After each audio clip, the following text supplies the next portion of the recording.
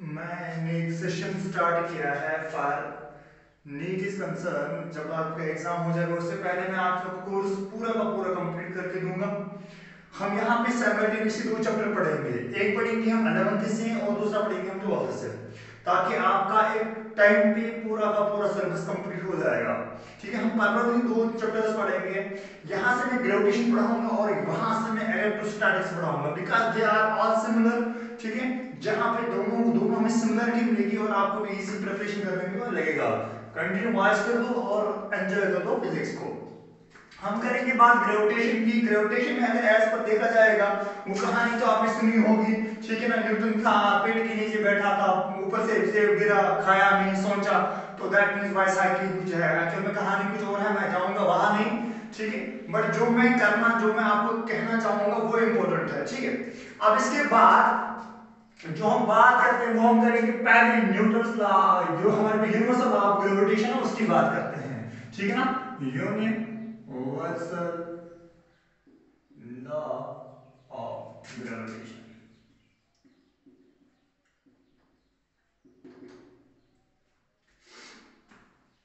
ये क्या बोल रहा है इस लॉ के अंडर? इसने क्या बोला कि मैं कंसीडर करता हूं दो मासेस मेरे पास है। कितने मासेस है मेरे पास? दो मासेस। एक का मास m1 है, दूसरे का मास m2 है। They are separated by some distance r, जो some distance r से क्या है? दूर है। तो मुझे पता है according to Newton second law of motion के अकॉर्डिंग मुझे पता है कि F is directly proportional to the mass. तो मैं m1r लिख सकता हूं मैं, and F is directly proportional to m2। ठीक, तो and F is inversely proportional to the r square, that is inverse square law. Inverse square law, this is for Newton's law. ठीक है बेटा, फ्रॉम इन तीन equation से जो आपको equation मिलेगी, that equation should be what? F is directly proportional to m1 m2 by r square। बहुत simple है। तो ये क्या निकलेगा आपको?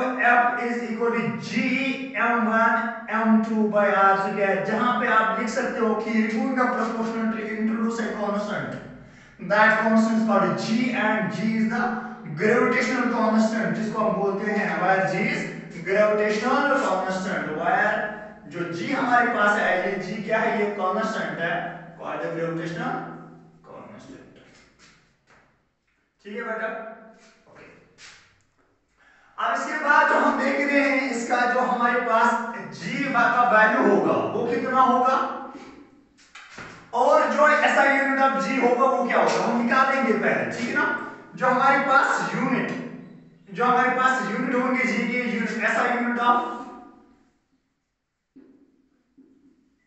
g क्या होगा? अगर मैं देखूंगा इस इक्वेशन में, मैं इक्वेशन को मैं देखने की कोशिश करूंगा, f is equal to g m1 m2 by r square. इस r को इधर से मल्टीप्लाई करो, क्या निकलेगा? f into r square divided by m1 m2 is equal to g को अपनी जगह पर रखा, तो दैट इसके बदले क्या आएगा? इसके बदले आएगा मेरे पास न्यूटन, इसके बदले आएगा metre square divided by kg square. वो दैट मीन जो यूनिट निकलेगा मेरे पास वो क्या निकलेगा? वो निकलेगा न्यूटन मीटर स्क्वायर पर KG square. This is the SI unit of what? G. ठीक है, अब इसके बाद अगर हम इसका डायमेंशन फार्मूला की बात करते हैं, dimension formula for what? Dimension formula for G. क्या डायमेंशन फार्मूला है? डायमेंशन फार्मूला निकालने के लिए जैसे कि हमारे पास ये पता है कि न्यूटन है, दैट मीन मुझे पता होगा force is equal to mass into acceleration. तो इसका बनेगा क्या? m1 l1t - 2। अरे फोर्स का आ जाएगा, हाँ। इसके बाद क्या बनेगा? इसका metre square, that mean l square divided by ये क्या बनेगा? m - 2। एक माइनस और एक माइनस कैंसिल आउट हो जाएगा, तो बचेगा क्या? m - 1 l raised to power 3 t - 2। This is the dimension formula for what? This is the dimension formula for g।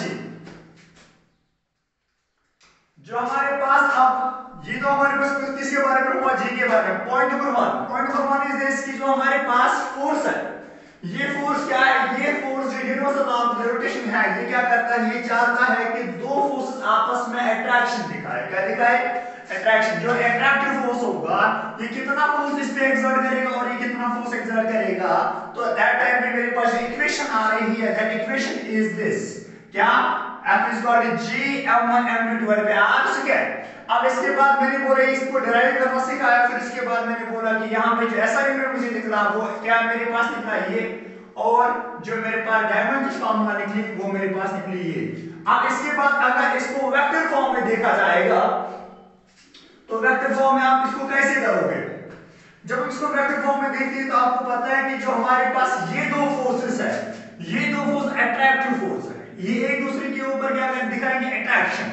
अगर मैं मानूंगा दिस इज द फोर्स, अगर मैं मानता हूं ये वाला फोर्स F12 फोर्स होगा, तो दैट मीन वो क्या होगा, माइनस टाइम्स F21। सिंपली बात ये है कि अगर मैं इस तरीके से देखूंगा यहाँ पे मुझे क्या आएगा, F जो होगा फोर्स, अगर आपने A को माना पॉजिटिव, दूसरे को मानोगे नेगेटिव। अगर इस वाले डायरेक्शन में पॉजिटिव माना, इस वाले डायरेक्शन में आप क्या मानोगे, नेगेटिव मान लोगे। ठीक है बेटा, ओके, वेरी गुड। अब इसके बाद देख लीजिए यहाँ की ओर, जो हमारे पास फोर्स है, जो हमारे पास ये फोर्स है F, अब मुझे पता है कि किसके बराबर G m1 m2 by r square, ये मेरे पास जरूर है। अब इसके बाद मुझे क्या है, r यूनिट वेक्टर, जो यूनिट वेक्टर मुझे क्या देगा, डायरेक्शन देगा इन दो फोर्सेस के बीच में, कि इसके बीच में इसकी डायरेक्शन किधर की है, इसकी डायरेक्शन इधर की तरफ है। तो यूनिट वेक्टर मेरे पास क्या देता है, डायरेक्शन देता है। जब यूनिट डायरेक्शन देखने की बात करेंगे, मुझे पता है कि जो यूनिट वेक्टर होता है वो होता है vector divided by magnitude of vector, तो दैट वो होगा vector divided by magnitude of what, vector. तो दैट मीन यहां पे अगर मैं वेक्टर मानूंगा, this is r unit vector, that mean इसका वेक्टर आ जाएगा r एंड बनेगा क्या, f जो होगा मेरे पास वो होगा G m1 m2, r vector divided by r square into magnitude of what, r, क्योंकि यहाँ पे r vector divided by magnitude of r, that mean f जो निकलेगा वो किसके बराबर होगा, वो होगा G m1 m2 by r vector, जो हमारे पास r वेक्टर हो गया divided by r cube. This is the vector form of this equation. वो दैट मींस अगर मैंने माना F12, सिमिलरली अगर मैं मान के चलूंगा F12 जो होगा वो फोर्स होगा positive, that means G m1 m2 r vector divided by r cube, and जो हमारे पास नेगेटिव में क्या आ जाएगा, नेगेटिव टर्म आ जाएगा माइनस टाइम्स ऑफ F21 होगा, सिंपली किसके बराबर होगा, G m1 m2 by r cube into r unit vector, या r vector, sorry r vector, तो यहाँ पे भी r वेक्टर है। ठीक है बेटा, तो दैट मींस हमारे पास को इक्वल, ये क्या करेगा, इक्वेट कर दो इन दोनों को, that F12 is equal to minus times of what, F21। ठीक है ना बेटा, तो इस तरीके से हम इसको कर सकते हैं। तो अगर थोड़ा सा और देख लेंगे इसको, थोड़ा सा और इसके बारे में बात करेंगे हम, तो अगर इसको थोड़ा और दिखाऊंगा आपको मैथमेटिकली, इसको क्या कह सकते हैं हम, फॉर एग्जांपल यही दो मासेस अगर मैं लूंगा, यही दो मासेस, इसको मैं एक वेक्टर फॉर्म में अगर मैं अच्छे से दिखाऊंगा, मान लीजिए मेरे पास ये वेक्टर, ये मास मेरे पास M1 है, दिस मास इज M2, इसका जो यूनिट वेक्टर होगा वो r1 है, इसका जो यूनिट वेक्टर होगा वो r2 है। इनके बीच में जो ये वाली डिस्टेंस है, ये वाली distance, this is delta r, होगा बराबर r2 माइनस r1। ठीक बेटा, r2 माइनस r1। तो अगर यहां पे देखेंगे, यहां पे अगर ये वाला फोर्स इस पे एक्सर्ट कर रहा है इस डायरेक्शन, ये वाला इस डायरेक्शन में कर देगा फोर्स एक्सर्ट, तो दैट मींस यहां पे जो आपको मिल रहा है वो मिलेगा आपको वही F इज इक्वल टू किसके बराबर, G m1 m2। ठीक बेटा, ओके। अब इसके बाद r वेक्टर वो होगा ये डिवाइडेड में क्या होगा, r स्क्वायर, यहां पे r स्क्वायर के बदले हम लिख सकते हैं क्या, r2 माइनस r1 का स्क्वायर पहले, फिर इसके बाद इनटू क्या करेंगे, r2 माइनस R1, तो यार this is the same power should be added, therefore we can say आपको जो आंसर आ जाएगा, the answer should be this G1 M2 R unit vector या R vector divided by R2 minus R1 का whole cube. This similarly इस formula भी हम लिख सकते हैं, आंसर सेम है, बाकी कोई प्रॉब्लम नहीं है। ये हमारे पास कुछ मैथमेटिकल पॉइंट्स थे जो हमने डिस्कस किए। अब इसके बाद थोड़ा सा मैं आपको बता दूं जो as per 11th is concern, जो हम पढ़ाते हैं 11th में इंग्लिश में, इन चीजों का थोड़ा बहुत हम यूज करेंगे आगे जाके क्वेश्चंस में। पॉइंट नंबर 1 जो हम बोलेंगे कि जो ये ग्रेविटेशनल फोर्स होता है, it is always attractive force. क्या है ये? अट्रैक्टिव फोर्स होता है।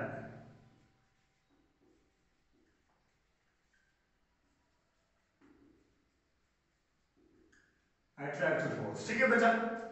दूसरा पॉइंट नंबर 1। पॉइंट नंबर 2 जो हमारे पास है वो ये है कि जो हमारे पास ये वाला फोर्स जो होता है, it is a central force. Central force मतलब गर्ज ये है कि यहां पे जो ये फोर्स लग रहा है ये सेंटर ऑफ मासेस पे लगेगा। आगे जाके क्वेश्चन करा दूंगा इस पे, ठीक है बेटा। तीसरा ये वीक फोर्स होता है। वीक फोर्स होता है। क्या होता है? वीक फोर्स होता है, ठीक। अब इसके बाद कुछ बातें अभी डिस्कस हो चुके हैं, कुछ बातें भी करने बाकी हैं। फिलहाल आप इतना लिख लीजिए, हम इसको फिर रब कर देंगे, ठीक है। ओके, जब मैं क्वेश्चन दूंगा एट दैट टाइम पे आप क्या करोगे? पास कर दोगे, ठीक है बेटा। आई होप आपने किया होगा। मैं कुछ क्वेश्चन दूंगा,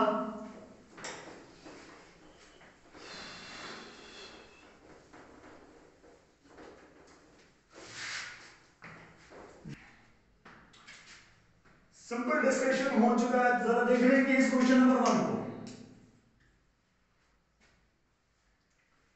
मान लें मेरे पास, मैं कंसीडर करता हूं दो मेरे पास स्फीयर्स हैं, आइडेंटिकल स्फीयर्स। आइडेंटिकल स्फीयर्स आपस में टच कर रहे हैं।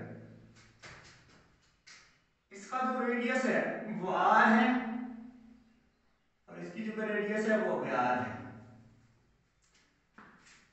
तो मुझे बताना है what is the relation between force and r। इसका मास गिवन नहीं है, ध्यान से मेरी बात को समझना।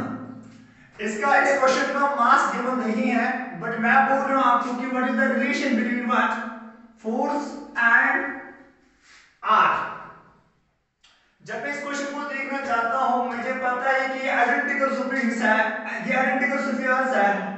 गो दैट ये सेम अगर आइडेंटिकल है, पहला पॉइंट जो मेरे पास क्यों आ रहा है इस क्वेश्चन के बारे में, if I am a student and you ask this question to me and I will think about this question in this way, तो मैं ये बोल रहा हूं आपको कि अगर मैं बता दूंगा इस क्वेश्चन के बारे में, मुझे पता, आप बोल रहे हो कि आइडेंटिकल स्फीयर्स है, वो देखा अगर आइडेंटिकल है दैट मींस यहां पे जो मास होगा, मटेरियल होगा वो सेम होगा। लेट मैं मानता हूं कि लेट द मास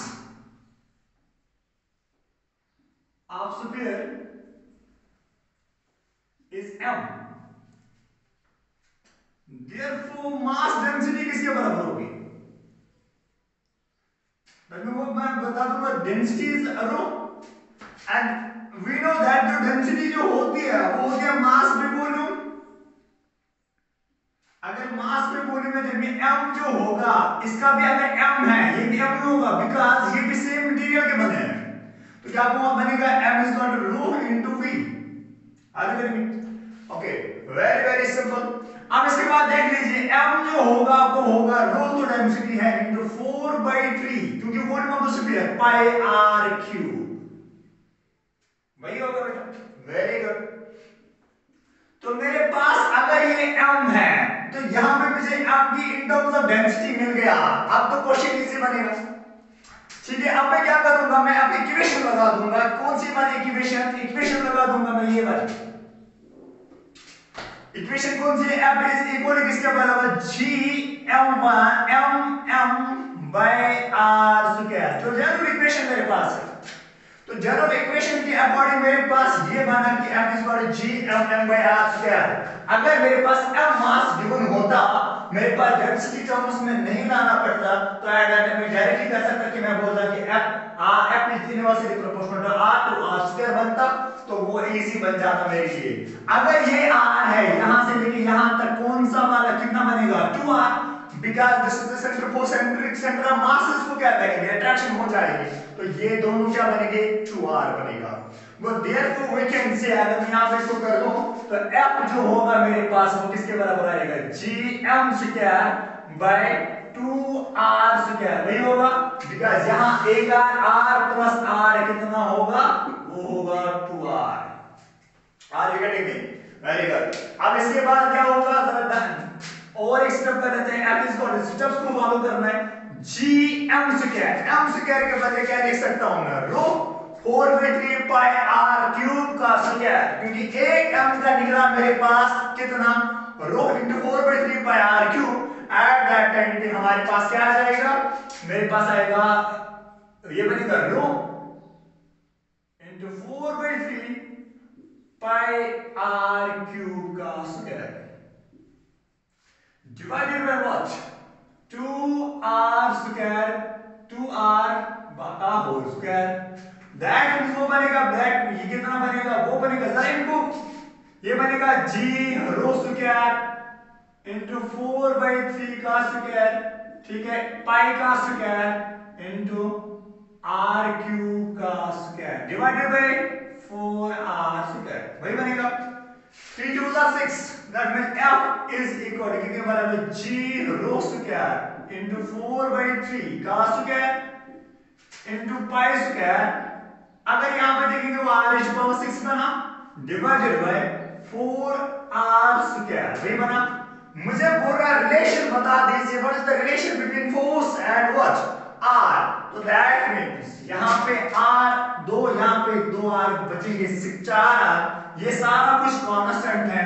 जब हम कांस्टेंट को रिमूव करते हैं प्रोपोर्शनलिटी आ जाती है, तो दैट मींस जो मेरे पास आंसर बचेगा वो answer is directly proportional to r is the power 4, r is the power 4, because यहां पे 2 बचे। This is the answer for this question. मेरा मकसद क्वेश्चन कराना नहीं है, बिकॉज़ ऑनलाइन पे क्वेश्चन उतनी ज्यादा सॉल्व नहीं हो जाता, अदरवाइज चैप्टर बहुत बड़ा हो जाएगा, फिर 20 लेक्चर देने पड़ेंगे, उतना टाइम नहीं होता है। बट मेरा मेन मकसद ये है कि मैं वो इलस्ट्रेशन लाता हूं जिसकी वजह से आपको कुछ, अगर यहाँ पे m गिवन होता, m मास में मानता है, m1 मास इसका m2 मास है, तो दोनों क्या है, सब एक दूसरे के साथ टच में है। एट दैट टाइम आपको सिंपली करना था m1 m2 divided bye 2r square, eight that time आपका आंसर आ जाता। बट यहाँ पे अनफॉर्चुनेटली मेरे पास मास नहीं था, मुझे मास डेंसिटी को क्या करना पड़ेगा, फॉलो करना पड़ेगा। एट दैट टाइम पे मेरे पास जो आंसर आ रहा है, that answer should be what, f is directly proportional to r is the power 4। This is the question number 1, कर दो, तब तक मैं रिमूव करता हूं उसको। नाउ क्वेश्चन नंबर 2, अब ये क्वेश्चन हो गया, दूसरा क्वेश्चन देख लेते हैं। मान ले मेरे पास यहां पे एक ब्लॉक है, इस ब्लॉक की जो डेप्थ है वो L है, ठीक बेटा। यहां से लेके इसके सेंटर से लेके यहां तक जितना दूर है L/2 दूर है। यहां से मैंने और एक ब्लॉक को रखा जिसका जो ये वाली डिस्टेंस है वो L/2 L है, 2L है। ये वाला सेंटर और ये वाला सेंटर मुझे बताना है कि फोर्स कितना पड़ेगा इस वाले पे, ये वाला सेंटर और ये वाला centre. Calculate the force between the two blocks, calculate, मेरी हैंडराइटिंग बहुत अच्छी है, calculate force between the two blocks. ठीक है बेटा, देख लो। जब हम इस क्वेश्चन को देखने की कोशिश कर रहे हैं, ये वाला जो होगा वो थोड़ा सा अच्छे से बना लेंगे।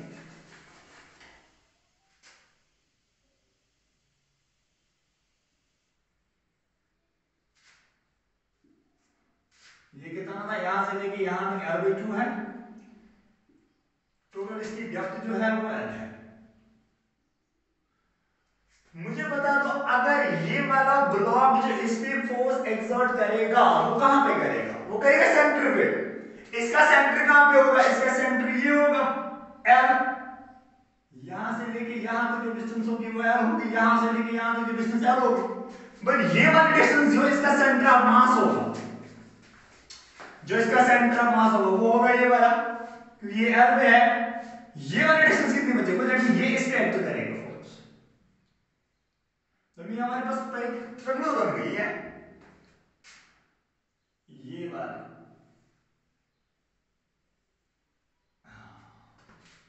अगर मैं इस ट्रायंगल को सारा जो यही है ना, इसी ट्रायंगल को मैं जूम करके बाहर निकालता हूं, थोड़ा सा देखूंगा, फिर बाहर एनालाइज करता हूं उसको। जब मैं यहां पे देखूंगा इधर इस तरीके से बना था, ये पॉइंट, ये वाली डिस्टेंस L/2 है, ये वाली डिस्टेंस L/2 है, ये वाली डिस्टेंस मुझे नहीं पता, बिकॉज़ R मेरे पास L/2 नहीं बन रहा। अगर मेरे पास ये वाला, आप देखते क्या L/2 का स्क्वायर, दैट मींस वो बनता 4 कुछ, वो नहीं आ रहा बिकॉज़ मुझे ये वाला चाहिए, ये वाली डिस्टेंस। तो दैट मींस वहां पे मुझे ये वाला करना पड़ेगा। मुझे पता है कि हाइपोटेन्यूज अगर मैं मानूं A B and C, that means AC square is equal किसके बराबर? AB square plus BC square. Are you getting me? Okay. तो AC स्क्वायर जो होगा वो मुझे निकालना है। ये कितना बनेगा? L/2 का स्क्वायर प्लस L/2 का स्क्वायर, ठीक है, इसका रूट, ठीक है ना। तो क्या बनेगा? वो बनेगा, अगर यहां से स्क्वायर करके रूट बना दूंगा, AC is equal under root of what? L/2 का स्क्वायर प्लस L/2 का स्क्वायर। समझ बात आई? अगर L/2 2 L/2 का स्क्वायर करना है तो L/2 को बाहर निकालिए, 1 + 1 दैट मींस 2, दैट मींस वहां पे बनेगा AC जो होगा वो होगा L/2 root of 2।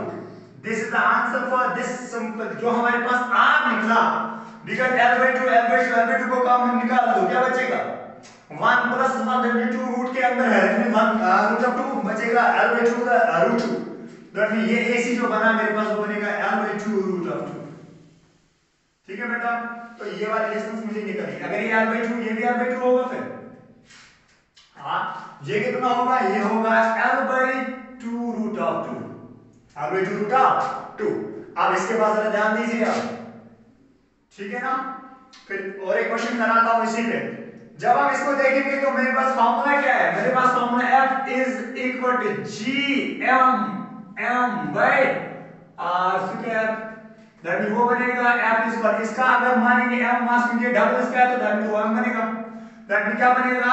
G M के बदले में लिखूंगा ये बड़ा वाला M, that means 2M M by what? हाँ 2mm बाय ये वाला डिस्टेंस कितनी? L/2 रूट ऑफ 2 का स्क्वायर, वही बनेगा। हाँ तो क्या बना? बनेगा F इज इक्वल कितना? वो बनेगा G 2, अगर बाहर रखेंगे M square by L square by 4 into 2, वही बने इसका रूट कैंसिल, ये 2 और ये 2 चला गया, F जो निकला वो निकला कितना? 4, ये ऊपर चला जाएगा, 4GM square by L square. This is the answer for what? This force, जो फोर्स लग रहा है, इस फोर्स पे क्या लगा? फोर्स ये वाला। अगर मैं आपको ये तो फोर्स निकला आपको कि ये वाला ब्लॉक इस पे इतना फोर्स एक्सर्ट करेगा, फोर्स निकला। अगर मैं आपको और एक क्वेश्चन बता रहा हूं, मैं बोलूंगा आपको मुझे बता दीजिए कि इसमें नॉर्मल रिएक्शन क्या होगी। Calculate the normal reaction of both blocks.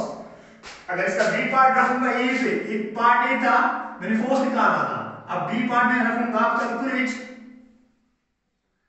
Normal reactions for both blocks.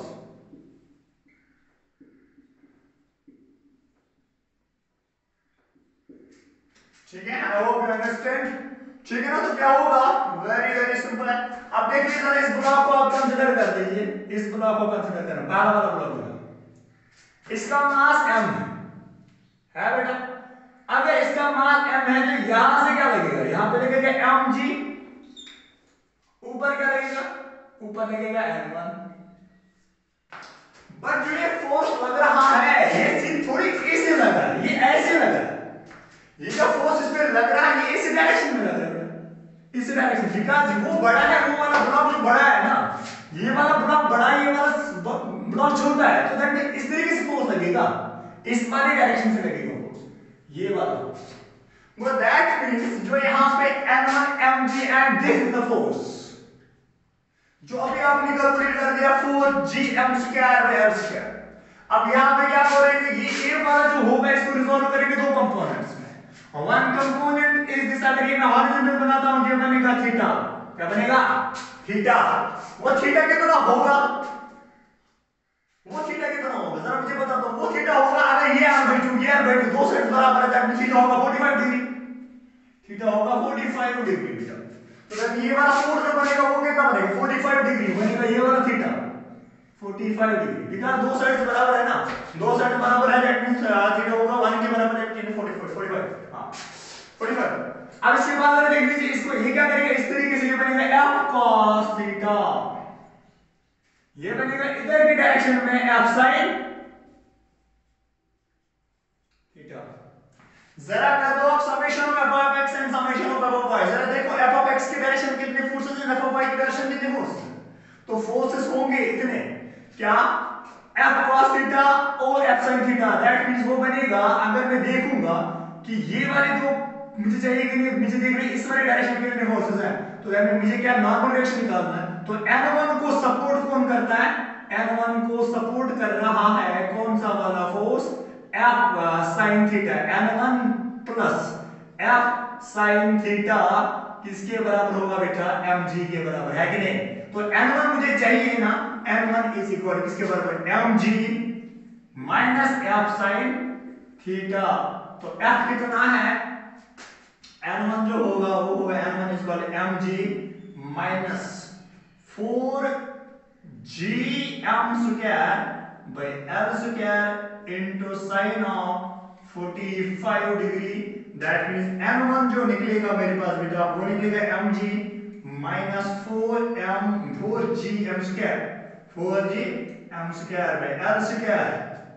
sin 45 का वैल्यू होगा 1/√2 into 1/√2, तो that will be the answer, n1 होगा बराबर किसके बराबर mg माइनस 4gm²/√2l²।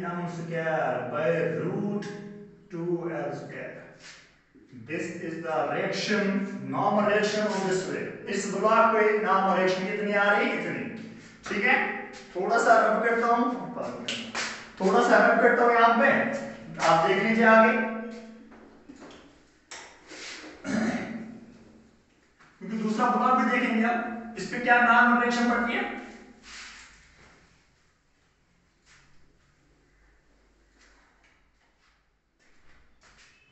देख लीजिए आप, जरा ब्लॉक नंबर सेकंड को देखें,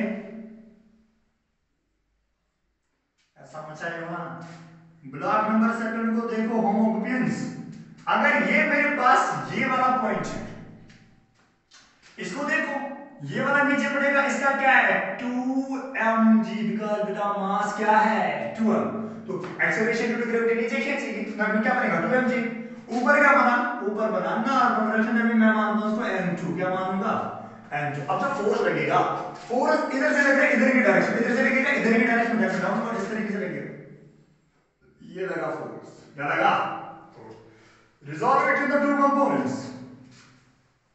तो जब इसको रिजॉल्व करोगे आप दो कंपोनेंट्स में, ये बना थीटा, ये क्या बनेगा, ये एक डायरेक्शन में, ये बना दूसरा जिस डायरेक्शन में, तो सिमिलरली आपको अगर ये वाली हॉरिजॉन्टल लाइन है, हॉरिजॉन्टल से क्या होगा नीचे होगा, कितना बनेगा थीटा, थीटा इज 45 डिग्री, क्या बना थीटा, ये बना, ये वाला एक बनेगा इस तरीके से cos theta, f cos theta, ये क्या बना f sin थीटा। तो इस तरीके से क्या होगा, इस टाइम जो ब्लॉक क्या करेगा रिजॉल्व करेगा दो कंपोनेंट्स में, ठीक है, सॉरी इस तरीके से होगा क्या, ये वाला क्या होगा इस तरीके से, यहां पे इस टाइम ये वाला फोर्स जो होगा, ये वाला फोर्स f sin थीटा इस टाइम सपोर्ट किसको करेगा, इस टाइम सपोर्ट करेगा mg sin थीटा को, दैट मींस सिमिलरली मुझे क्या निकलेगा n2 जो होगा मेरे पास वो होगा क्या एफ साइन थीटा, या इस तरीके से लिखेंगे 2mg plus F sine theta. ठीक है, वहां पे क्या था माइनस में, यहाँ पे क्या होगा प्लस में, यानी ट्वाइस ये किसके बराबर 2mg, mg पता है एंड प्लस है फोर्स आपको पता है कितना है 4gm square divide by l square into root of 1/2। जो मैंने बोल दिया आपको अभी कैसे करना था वो आपने करके रखा है। ठीक है, कर दो।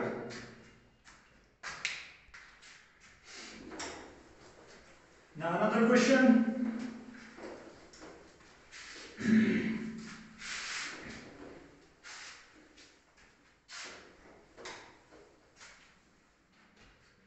Question number 3.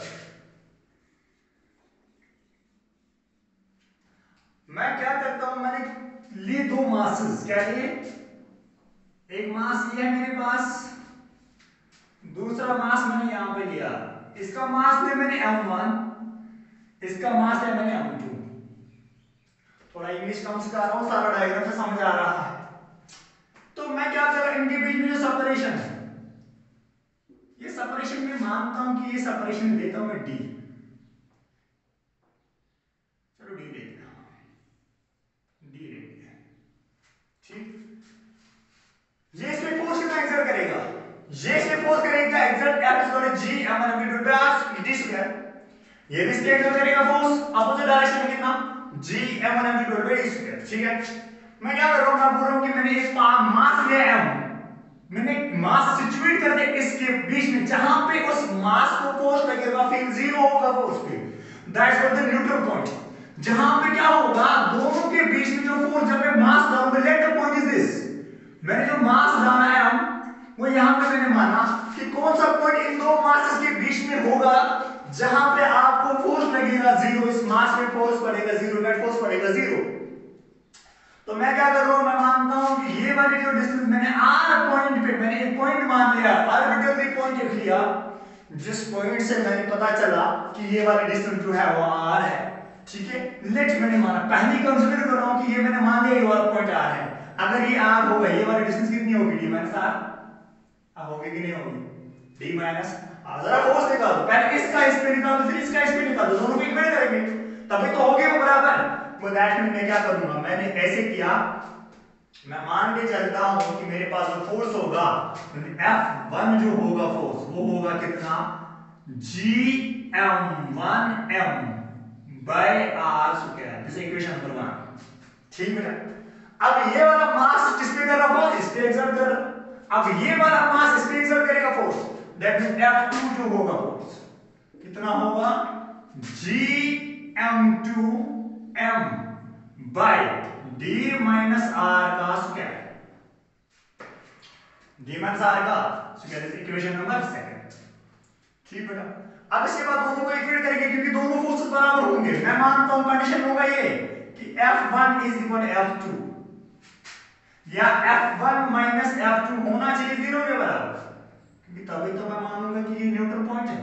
तो क्या होगा, होगा बेटा ये कि जो हमारे पास फोर्सेस, दोनों फोर्सेस हैं वो क्या होगा Gm1m by r स्क्वायर होगा बराबर किसके Gm2m by d minus r का स्क्वायर। G कैंसल, m ने m को मारा, बचेगा क्या, बचेगा मेरे पास, देख लीजिए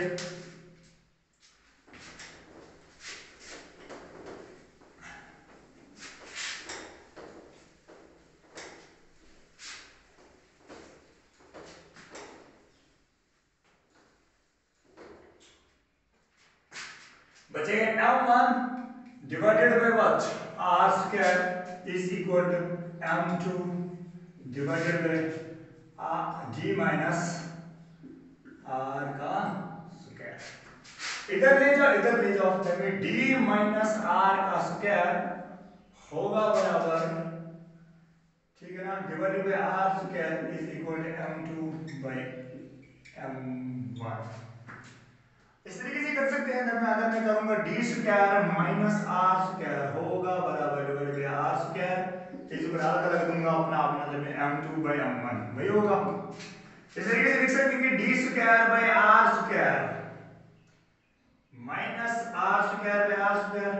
ये और ये चला गया, इसका स्क्वायर चला गया क्योंकि डिवाइडेड में है m2 बाय m1। बचेगा क्या? बचेगा d by r minus 1 is equal to m2 by m1। ठीक है बेटा, या अगर इस तरीके से कर सकते हैं, इसको इस तरीके से भी कर सकते हैं, इसका स्क्वायर बना के, कॉमन स्क्वायर बना के, कॉमन स्क्वायर बनाया तो इस तरीके से आप ले आओ तो क्या बनेगा? ये बनेगा d by r minus 1 is equal root of what? m2 by m1। तो d बाय r होगा बराबर under root of m2 by m1 minus plus 1। ठीक बेटा, अब मुझे r चाहिए कि d चाहिए? मुझे r चाहिए। ये r यहां पे होगा या r यहां की तरफ होगा शिफ्ट? तो दैट मीन मुझे r गिवन नहीं, मुझे d गिवन है। इस वाली सिचुएशन पे मुझे d गिवन है, r मुझे निकालना है। मैं इस ये पॉइंट जरूरी नहीं कि यही वाला पॉइंट होगा, ये इधर की तरफ भी शिफ्ट हो सकता है, ये इधर की तरफ भी शिफ्ट हो सकता है। तो दैट मीन मैं क्या कर सकता हूं, इस r को मैं रेसिप्रोकल करके इसका भी रेसिप्रोकल हो जाएगा। अगर मैं इस तरीके से करता हूं तो मुझे क्या निकलेगा? r is equal to d under root of m1 by m2 plus 1। This is the r। ये r का वैल्यू हो सकता है जहां पे क्या करेंगे, यहाँ पे ये r कितनी दूरी पे रख लो आप, जितनी यहाँ पे निकला आपको रिजल्ट, जहां पे आपको क्या होगा वहां पे आपका रिजल्ट आ सकता है, और यही वाला आपका न्यूट्रल पॉइंट हो सकता है। अभी मैंने सिंपली एक बात करी थी जहां पर मैंने मासेस को कांस्टेंट रखा। क्या रखा? एक पैटर्न ऑफ क्वेश्चंस मैंने सिखाया आपको जहां पे मैंने मास को वैरी नहीं किया। जब हम इसके बाद बात करेंगे हम जब हम रॉड लेंगे, जब हम डिस्क लेंगे, कुछ और लेंगे जिसकी वजह से आपको फोर्स निकालना होगा किसी मास पे, वहां पे क्या होगा? मास वैरी करेगा, आपको वो इंटीग्रेशन मेथड से करना पड़ेगा, वो भी मैं सिखाता हूं। फिलहाल इतना कर दो।